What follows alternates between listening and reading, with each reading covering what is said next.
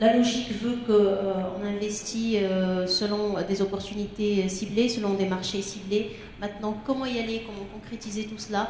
Qu'est-ce qui existe comme financement, comme accompagnement, comme outil de couverture de risque? Parce que l'objectif de cette deuxième table ronde est de nous dire comment y aller et comment surtout éviter les pièges pour atteindre notre objectif à tous en tant qu'opérateurs et qu'investisseurs, qui est celui de la rentabilité, puisque c'est celui qui nous fait courir tous. Nous avons aujourd'hui l'honneur d'avoir avec nous Madame Yacine Fall, qui aura peut-être la lourde tâche d'ouvrir cette table ronde. On nous a parlé, on nous a fait une très belle présentation au niveau de la BAD de ce matin, si vous aviez quelques reproches au niveau du genre, n'est-ce pas? Donc, et puis, on a eu tout au long des différents échanges, que ce soit au niveau de ce podium ou au niveau des échanges qui se sont faits autour des cafés, des actions, des investissements que la BAD a fait. Vous m'avez annoncé des chiffres très, très intéressants et très impressionnants tout à l'heure. Je vous invite à les partager avec l'assistance. À vous la parole. Merci. Et avant de commencer, je voudrais remercier et féliciter la COFAS pour avoir créé cette opportunité d'échange sur ces questions qui sont très importantes et qui arrivent à un moment, comme l'a dit tout à l'heure mon collègue, à une charnière. L'Afrique, y compris le Maroc, parce que je rappelle quand même que le Maroc est en Afrique, et connaît une transition et une transformation accélérée, et il est important de maîtriser cette transformation et d'y participer de manière positive. Et ce qui est important, c'est que pour créer de la croissance et pour la maintenir, il faut répondre à un certain nombre de besoins. Et le rôle de la Banque africaine de développement, c'est de catalyser, de mobiliser toutes les énergies et tous les potentiels qui permettront de répondre à ces besoins. Bien entendu, la base en matière de besoins pour la croissance, ce sont les infrastructures, et c'est pour ça que notre institution mobilise toutes les ressources pour développer des infrastructures en Afrique. Vous ne pouvez pas opérer, vous ne pouvez pas exercer un commerce, vous ne pouvez pas faire des transactions sans des infrastructures solides, le transport, l'eau, l'énergie. C'est bien pour cela que, à la fois au Maroc, où la Banque africaine de développement est le premier partenaire en termes dans le domaine de l'énergie, dans le transport et dans l'eau, c'est la même chose au niveau du continent africain. Et bien entendu, il faut développer des échanges, et bien entendu, puisque nous sommes dans un environnement où l'Afrique a besoin le potentiel d'échanges intra-régionaux à l'intérieur du continent, offre le plus d'opportunités. Alors pour ce qui est des investissements en matière d'infrastructure, la banque vient de créer un fonds qui s'appelle le fonds Africa 50. Pourquoi? Parce qu'il y a un constat qui est réel. Le besoin d'infrastructure en Afrique représente 100 milliards, entre 95 et 100 milliards de dollars par an. Et il est important, maintenant, le rythme doit s'accélérer. Et pour cela, il faut mobiliser des ressources, et en premier lieu, des ressources qui sont inexploitées en Afrique. Vous avez des acteurs qui sont classiques, bien sûr les gouvernements, vous avez les bailleurs de fonds internationaux, mais il est important de catalyser et de mobiliser d'autres sources de financement qui n'étaient pas exploitées, à la fois par les mécanismes qui sont disponibles, et notamment au niveau de création de fonds d'investissement, mais toutes les autres sources de financement qu'on peut trouver. Il est important aussi de créer de l'emploi en Afrique. Vous avez vu avec les chiffres que nous avons donnés tout à l'heure, à la fois au Maroc, mais également dans le reste du continent, il va falloir catalyser et mobiliser ce que nous appelons le dividende démographique du continent. Il va falloir créer des emplois dans tous ces pays-là et de faire de cette main-d'œuvre des forces de production. Et pour cela, nous devons investir dans la capacité de produire des jeunes Africains, et c'est là que la question du genre vient en premier lieu, c'est qu'il faut à la fois éduquer, former les jeunes hommes et femmes, et parce que toutes les ressources doivent être mobilisées. Il faut également offrir des services financiers qui vont permettre de ces transactions et les risques. Et là, on parle de l'assurance crédit et tous les investissements en capital risque, de mobiliser et de faire circuler ces financements. Et c'est pour ça que nous avons un certain nombre d'outils, d'instruments, en dehors de nos financements directs dans des projets d'infrastructures majeures. Nous avons créé des instruments parallèles pour faciliter le commerce, pour aussi investir dans les différents groupes qui doivent contribuer, y compris, et je crois qu'il ne faut pas l'oublier, la production agricole. Parce qu'il faut d'abord exploiter au maximum la production agricole, mais aussi sa transformation. Donc il y a tout un faisceau d'activités, et ça se traduit aussi en opportunités d'affaires, mais pour l'ensemble des acteurs. Les projets et les activités qui sont financées en Afrique sont des débouchés pour les entreprises de toute provenance et de toute taille. Bien entendu, lorsque le Maroc investit dans l'énergie, il y a tout un marché qui s'ouvre à toutes les compétences des PME européennes, américaines, asiatiques, mais aussi locales, pour remporter ces marchés et bien sûr aussi échanger avec ces pays-là et en relais également avec les entreprises et les pays qui sont partenaires du Maroc dans le cadre des transactions régionales et des investissements qui sont faits à la fois par les entités marocaines vers l'Afrique, mais il faut rappeler, et je crois que le ministre Khan l'a fait valoir, c'est très important que ce soit un partenariat dans les deux sens. Et également que le partenariat, il ne faut pas oublier l'intégration du Maghreb, qui est aussi important parce que c'est tout un pôle d'investissement qui doit ensemble pouvoir s'intégrer dans les échanges au niveau du continent africain. En effet, merci beaucoup. Nous avons tout à l'heure eu dans les différents commentaires aussi, on entend souvent parler du co-développement, de la colocalisation. Nous avons eu tout à l'heure dans l'intervention de M. Khan justement du cofinancement.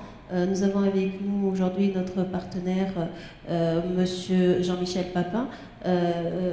Comment au niveau de la banque, du réseau du groupe BNP, vous vivez cette mutation, cette évolution, et comment est-ce que vous développez cela, ou enfin en tout cas vous l'intégrez dans votre stratégie de développement pour offrir de plus en plus d'options de financement à ces investisseurs? Merci. Je vais d'abord rajouter mes félicitations à tous mes prédécesseurs pour cette belle manifestation qui est très intéressante et qui nous donne l'occasion aussi de parler de tout ça.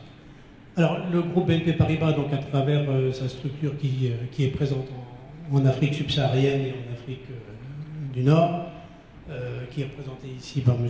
Dupuche, mais qui effectivement est un réseau de banques commerciales. Donc nous sommes vraiment à l'intérieur de l'Afrique. Vous avez dans la salle tous mes collègues représentants du corporate. Donc nous sommes un des maillons finalement, effectivement, des financements. Donc nous exerçons à notre niveau une activité de banque traditionnelle, c'est-à-dire que quand vous viendrez tous nous voir dans nos pays africains, vous trouverez toute l'offre commerciale qui peut être faite au Maroc. Donc de banque commerciale, c'est-à-dire avec des financements à court terme, des financements classiques de court terme, de moyen terme, de financements spécialisés, comme je le disais. Et effectivement, nous intervenons surtout également en complément d'autres organismes, évidemment la COFAS, on parlait de la BAL, et évidemment aussi, puisque les financements, on parle de financement d'infrastructures ce matin, les financements d'infrastructures sont très importants, sont très longs, et dépassent largement les capacités des banques commerciales locales. Donc on intervient, et les financements sont souvent faits en deux parties, en financement international, enfin, en devises et en CFA.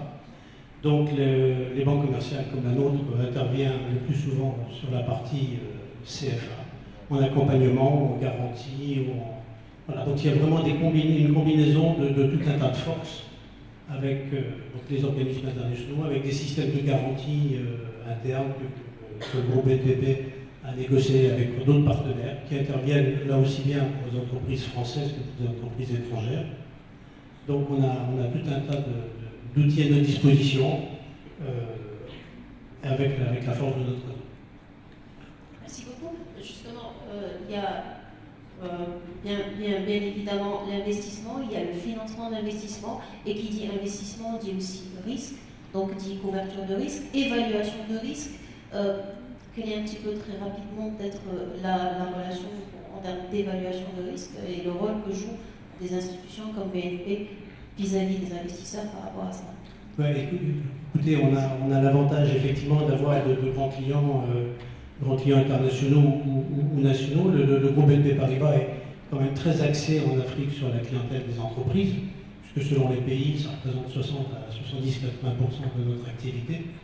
Donc on a une histoire, on a une expertise qui fait qu'on a notre propre approche, qui nous permet, avec 30 ou 40 ans d'expérience dans certains pays, de bien connaître nos clients, bien connaître les économies, bien connaître nos clients, et surtout d'être en mesure de les accompagner d'un pays à l'autre, puisque on a mis une stratégie en place qu'on appelle par un anglicisme One Bank for Corporate, mais qui nous permet de suivre nos clients d'un endroit à l'autre. C'est-à-dire que quand une entreprise marocaine va venir nous voir en Côte d'Ivoire, au Mali, au Sénégal, au Burkina Faso, elle sera parrainée par sa relation avec le groupe ici, et quand elle va arriver chez nous, elle sera connue, on aura son historique, et on pourra d'ores et déjà pleinement travailler avec elle, puisque elle arrivera en pays connu, si vous voulez, cette entreprise-là, et nous on la connaîtra. Donc il n'y aura pas de redécouverte commune à faire, vous ne partirez pas de rien. Donc ça c'est très important, ça fait partie de la structure organisationnelle du groupe. Et donc il y a des gens dédiés aux entreprises internationales, donc ce réseau qu'on a mis en place. Et d'ailleurs, si vous voulez leur poser des questions bien particulières, ils sont dans la salle et cet après-midi ils seront à votre disposition pour répondre à des questions plus précises. Nous avons aussi des métiers qui se mettent en place, et donc on a aussi le credit management qui est représenté aujourd'hui par M. John.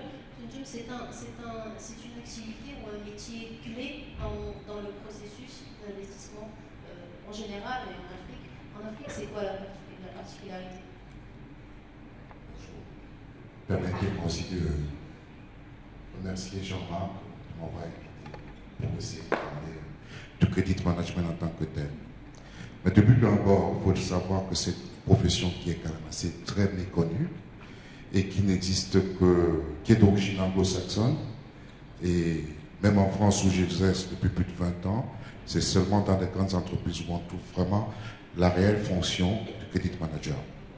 En fait, qu'est-ce que c'est que le credit manager? Le credit manager, c'est la gestion du crédit octroyé aux clients. Ça veut dire quoi? Ça veut dire qu'on ne paye pas comptant. Chaque fois que vous vendez, vous donnez un délai de paiement à un client, vous donnez un crédit à un taux zéro. Donc, c'est de l'argent qui est immobilisé. Il faut savoir aussi que le crédit client, le pourcent client représente quand même entre 25 et 30% du bilan. Donc, c'est une partie non négligeable. Il faut prendre un certain nombre de garanties. Il faut un professionnel pour gérer ses créances. Donc, le credit manager est là pour essayer de voir en 3 axes: la prévention, la sécurisation et le financement de postes clients. Généralement, c'est ces 3 axes. Mais maintenant, par rapport à l'Afrique, c'est vrai que je travaille dans un groupe international c'est une profession aussi qui doit être développée dans le sens où aujourd'hui on a besoin d'être professionnels. Dans certaines sociétés, c'est le directeur financier qui s'occupe des créances clients, alors qu'il y a un professionnel dédié. Donc il faudrait vraiment quelqu'un qui puisse inculquer cette notion de risque client au sein de la société. Et nous, on se bat pour ça.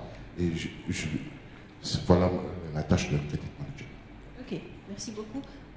Je pense qu'au Maroc, nous avons aussi ce métier qui se développe. Bon, nous n'avons pas encore peut-être d'association de credit manager, mais c'est effectivement un métier pivot dans ce processus. Maintenant, les investisseurs en général, donc, quand ils sont intéressés par des secteurs, quand ils ont ciblé des opportunités et du potentiel, ils ont besoin d'un éclaireur qui est généralement, c'est un rôle qui est joué généralement par les banquiers ou les autres formules de financement, d'un soutien qui est rempli généralement par la BAD avec la veille et avec aussi les financements des infrastructures. Mais on a tendance un petit peu dans l'engouement d'aller vers l'Afrique, d'oublier un peu le risque. Ou du coup d'intégrer le coût du risque dans le coût de l'investissement. On a aujourd'hui avec nous les assureurs, les spécialistes en la matière. Avec nous peut-être monsieur Rice qui s'occupe du développement, qui est responsable du développement au niveau de la SMAEX. Historiquement, les relations entre la SMAEX et la COFAS, peut-être un petit mot sur ça, pour expliquer peut-être aux gens qui sont dans la salle et qui se demandent, ils sont côte à côte dans un événement pareil, donc COFAS et SMAEX. Comment est-ce qu'on peut couvrir le risque aujourd'hui?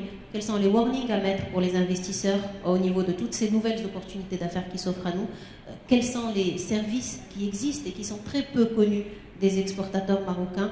Et puis à quel prix faut-il couvrir le risque en Afrique? Monsieur Rice. Merci Mme Felani. Donc à mon tour, je tiens à remercier la COFAS d'avoir invité et associé la SMAEX à cet important événement. Je répondrai peut-être à la première question de relation SMAEX-COFAS. Donc c'est une relation de partenariat qui date depuis plus de 30 ans. D'ailleurs, les premiers contrats que nous avons, que la SMAEX, ou plutôt le système, à l'époque géré par la BMCE, étaient des contrats qui étaient pratiquement contrats COFAS, et puis on a changé uniquement COFAS à l'époque par contrat d'assurance, à l'époque géré par le département de la BMCE. Et puis une fois que la création de la SMAEX en 1989, on a repris pratiquement les mêmes contrats donc inspirés du contrat COFAS. Donc c'est une relation de partenariat. Nous sommes des assureurs crédits, nous offrons certes même type de service en matière de couverture de risque commercial, mais à mon avis, un partenariat, nous sommes complémentaires, le marché est là. Puis le plus important pour nous, que ce soit SMAEX ou COFAS, c'est que l'exportateur assure son portefeuille client, qui, comme l'a si bien dit monsieur, donc, représente à peu près 30 à 40% d'actifs du bilan. Donc, pour pérenniser justement son entreprise, l'exportateur a besoin, il est tenu, c'est incontournable. Ce n'est pas un luxe, c'est une nécessité de couvrir son portefeuille client. D'autant plus, comme vous le savez, concernant l'Afrique, donc il va sans dire que l'Afrique, pour le Maroc, constitue une profondeur, si vous voulez, stratégique. Et la coopération avec ce pays, plutôt avec ce continent, donc, figure parmi les priorités nationales, comme en témoignent les différentes visites de Sa Majesté le Roi sur certains pays donc, africains. Les missions promotionnelles organisées par Maroc Export et la SMEX. Donc là, c'est pour dire que vraiment la profondeur de la coopération, c'est subtil. Donc je ne vais pas revenir sur ce point. L'Afrique, c'est vrai, c'est un continent plein de potentialités, mais également, il n'y a pas qui ne va pas me contredire, mais également un continent qui est caractérisé par des risques aussi bien importants, risques aussi bien commerciaux que risques politiques, que risques pays. La SMAEX, pour accompagner justement la politique publique en matière d'ouverture sur le continent africain, a mis en place ou a pris certaines mesures pour encourager les exportateurs, pour permettre aux exportateurs d'être beaucoup plus compétitifs et ainsi gagner des parts de marché sur l'Afrique. qui représentent des potentialités. Parmi ces mesures, on citera à titre d'exemple en matière de la couverture du risque commercial. Et là, je ne vais pas définir le risque commercial. Donc, c'est une couverture contre le risque de non-paiement d'une créance commerciale sur l'acheteur privé. Couverture contre l'insolvabilité de l'acheteur, que ce soit une insolvabilité de fait ou de droit, de la mauvaise foi. Donc, parmi les mesures que nous avons prises, je peux citer deux mesures. Une première concernant justement le taux de prime, où en matière de risque commercial, ça fait à peu près maintenant 2 ans, donc la SMAEX a réduit considérablement le taux de prime d'assurance crédit commerciale pour permettre aux entreprises également d'être compétitives, aussi bien sur l'Afrique que sur d'autres destinations, alors qu'à une période ou à une époque, les assureurs de crédit augmentaient donc leur taux de prime en raison de l'augmentation des risques. Mais même sur certaines destinations, telles que l'Afrique, nous n'avons pas augmenté les taux. Nous avons bien réduit les taux, tout en maintenant, si vous voulez, donc nos engagements sur l'Afrique. Deuxième mesure importante que nous avons prise concernant les engagements que nous avons pris. C'est vrai que la SMAEX a assoupli considérablement ces critères, si vous voulez, d'octroi de garantie. En ce sens, c'est pour dire quoi? C'est pour dire que nous essayons d'accompagner les exportateurs au maximum sur certaines destinations. Accessible, cette couverture de risque, c'est ça? Accessible tant au niveau des prix, des taux de prime, qu'en matière d'engagement. Il ne suffit pas de dire que voilà, je vous baisse le prix, le taux à X% ou à X pour 1000. D'accord, mais en même temps, au lieu de vous accompagner à hauteur de 10 000 dirhams, je ne pourrais vous accompagner qu'à hauteur de 200 000. Donc c'est pas intéressant pour les exportateurs. Est-ce que donc ce sont deux mesures. L'exportateur marocain connaît ces produits? Est-ce qu'il sait que ça existe? Oui, en principe, nous menons dans différentes actions de communication pour que justement, et là vous en êtes témoin, il y a une année après, donc à peu près une année donc, depuis la signature de la convention avec la SMAEX, c'est dire que voilà donc notre objectif, nous en tant que SMAEX, c'est l'accompagnement. L'accompagnement, c'est d'une part, pour rendre les entreprises beaucoup plus compétitives, il faut jouer sur leur marge bénéficiaire. Donc, baissons les tarifs. Nous avons baissé les tarifs en matière de risque commercial. Autre élément de compétitivité, c'est les engagements, c'est les garanties. Nous sommes engagés sur certaines destinations qui ne sont pas couvertes par certains assureurs crédits. Si je vous dis aujourd'hui que la SMAEX couvre le Mali, la Libye, l'Iran, le Nigeria, etc., donc il y a pas mal d'assureurs crédits dans le monde qui n'assurent pas ces destinations. La SMAEX les assure.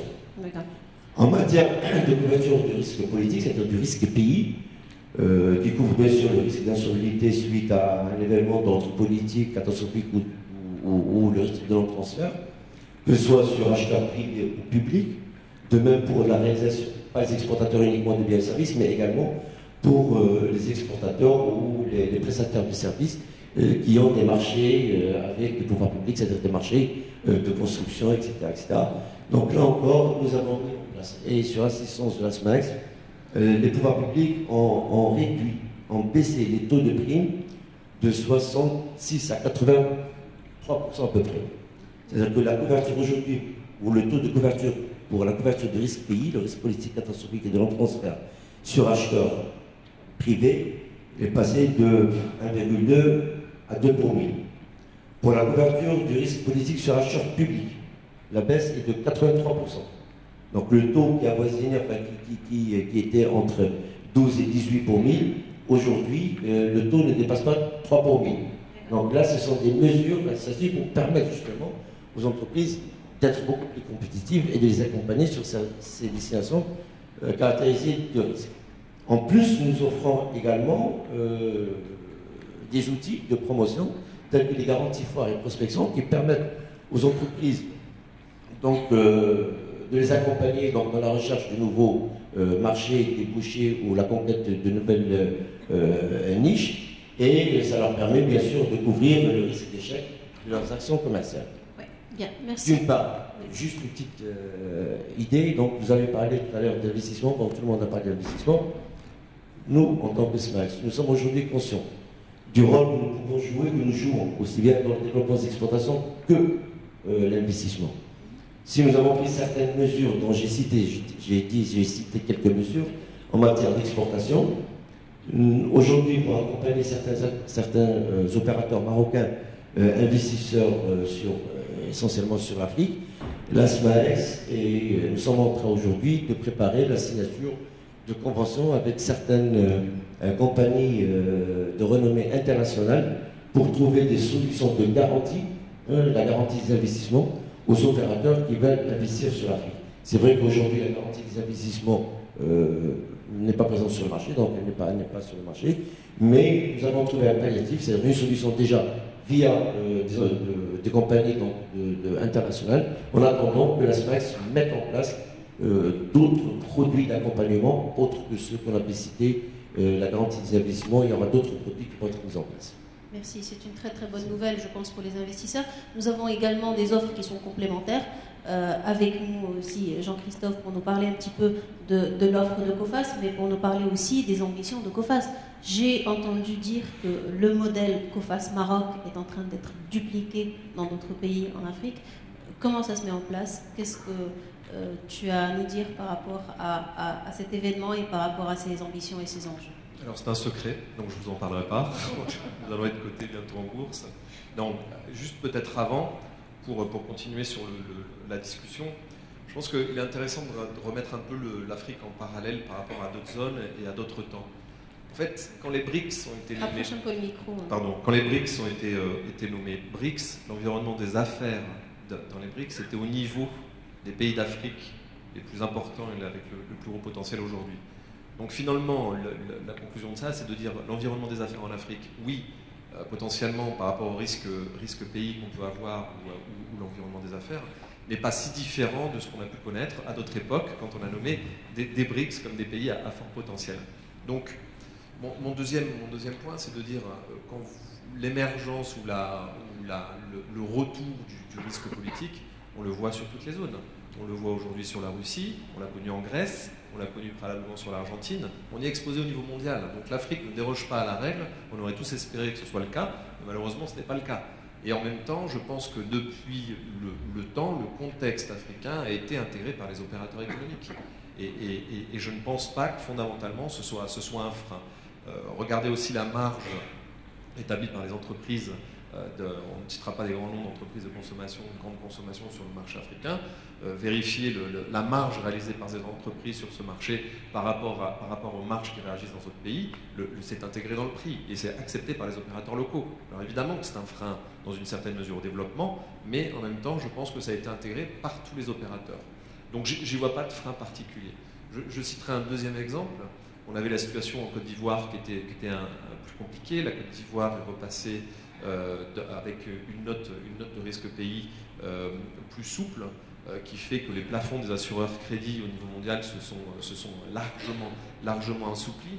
Nous avons consommé les crédits potentiels, je crois, en moins de 3 mois, de signes de l'engouement des échanges sur ces pays. Et de manière générale, si je parle de notre exposition sur le continent africain, nos expositions se comptent en milliards d'euros et progressent aux alentours de 20% par an, en moyenne.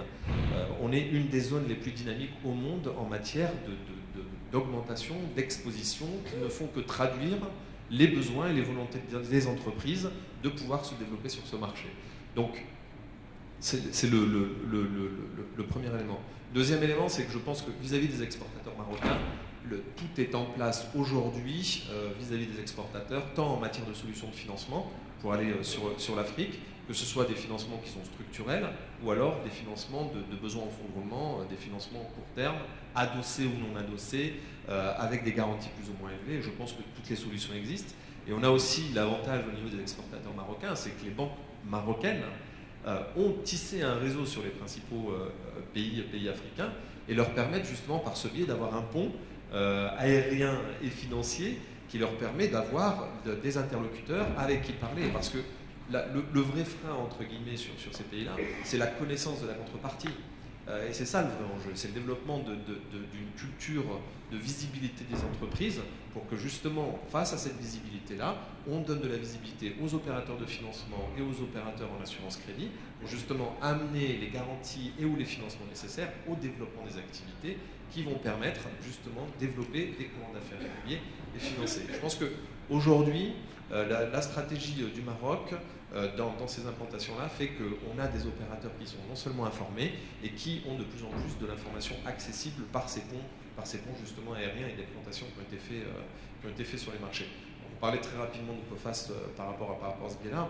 Justement, dans les solutions innovantes de financement, on a inventé avec nos partenaires en Afrique une solution, on va dire, délocalisée, enfin, comment l'expliquer, une solution simplifiée de financement des PME africaines par la remise en financement de leurs factures. Alors vous allez tous me dire que c'est de l'escompte sans recours ou que c'est du factoring. Oui, certes, mais en même temps, on le fait de manière extrêmement simplifiée et de manière souple qui permet aux entreprises de pouvoir avoir une contre-garantie simple et facile à remettre aux banques pour assurer du financement. Et aujourd'hui, sur certains marchés, on représente plus d'une centaine d'adhérents avec la banque et les flux d'investissement ont été multipliés par 3 par rapport à l'année dernière.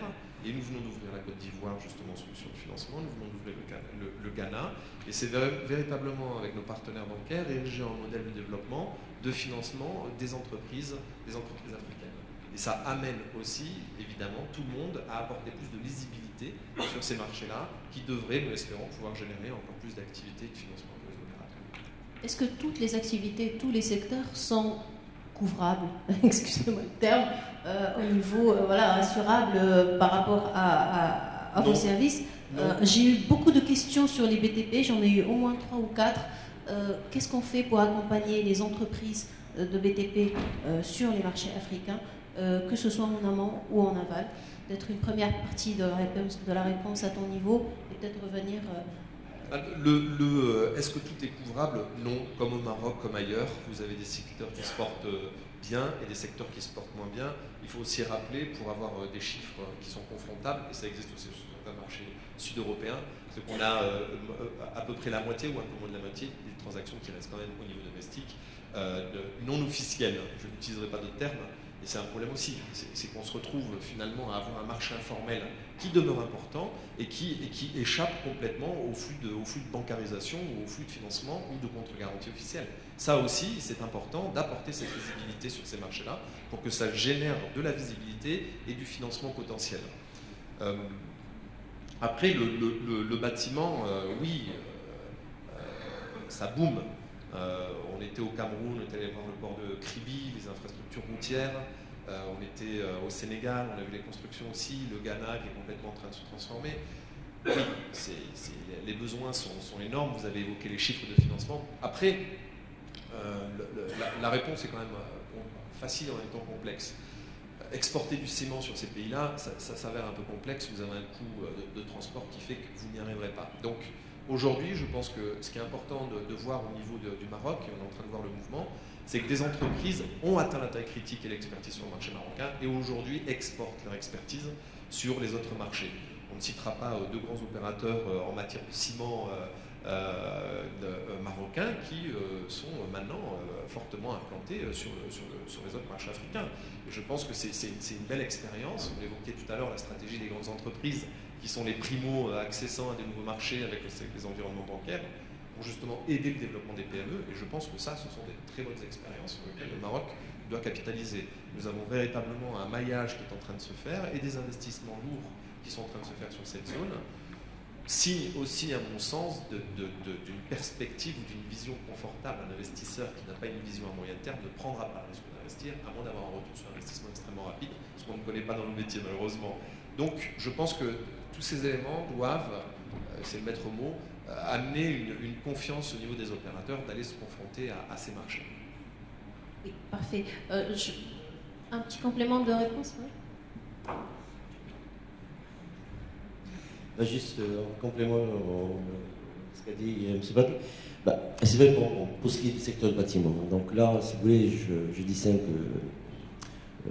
deux choses. Donc la première, donc, ce qui est d'investissement, c'est vrai qu'aujourd'hui, donc il y a un problème de l'article des investissements, donc ça va être résolu incessamment. En matière d'exportation, c'est-à-dire de réalisation de marchés, de travaux publics, etc. Donc là, généralement, donc, ce sont donc des marchés avec les administrations acheteurs publics. Là, il y a un problème, donc la SMAX, elle couvre ça dans le cadre de sa politique sur acheteurs publics. Quant à l'éligibilité de certains secteurs d'activité, donc à la garantie, je peux dire qu'en principe, tous les secteurs exportateurs donc, sont éligibles donc, à la couverture. Le risque de prix, non pas uniquement sur le secteur, mais surtout, c'est l'appréciation du risque acheteur.